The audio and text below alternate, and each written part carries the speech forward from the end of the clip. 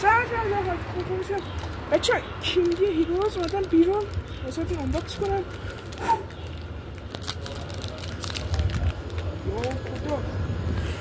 یا خدا سیلور، نه سیلور نیست. واو فکر کنم کلاب بارساست.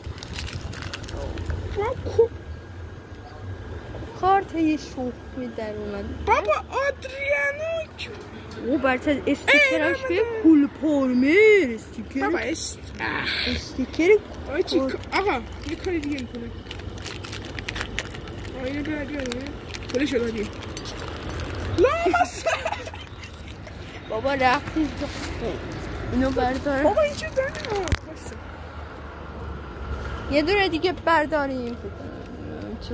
چون رایس. خب این هم آشغاله. وای یه دونه برم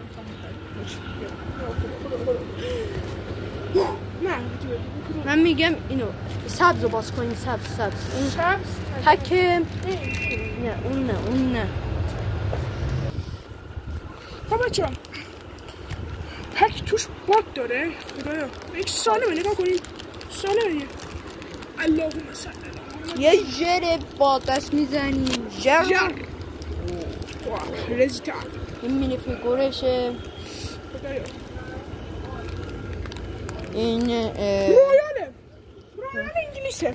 پشمام بچه ها پشمام رویال انگلیسه. یا خدا خودم بگیر زکریش یا بکام.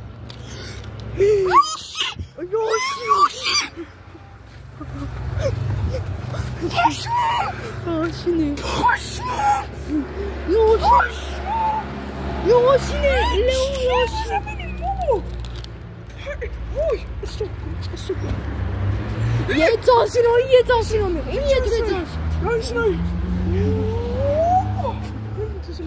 که یه شوخ میگه.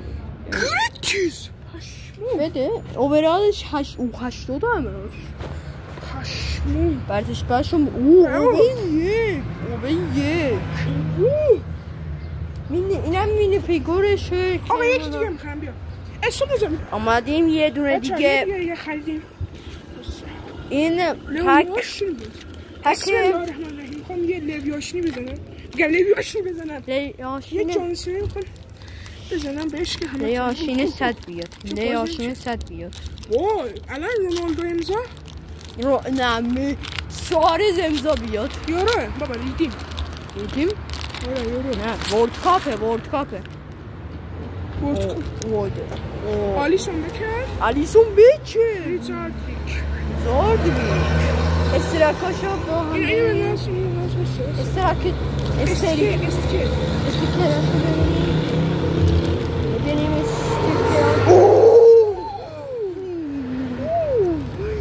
مجله تکمیل شد.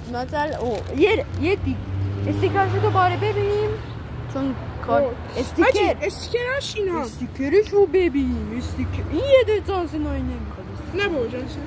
آها ما در کل چند تا بود. اینم مینی فیگور الیسون بکر که گاره کشی خواهیم کرد.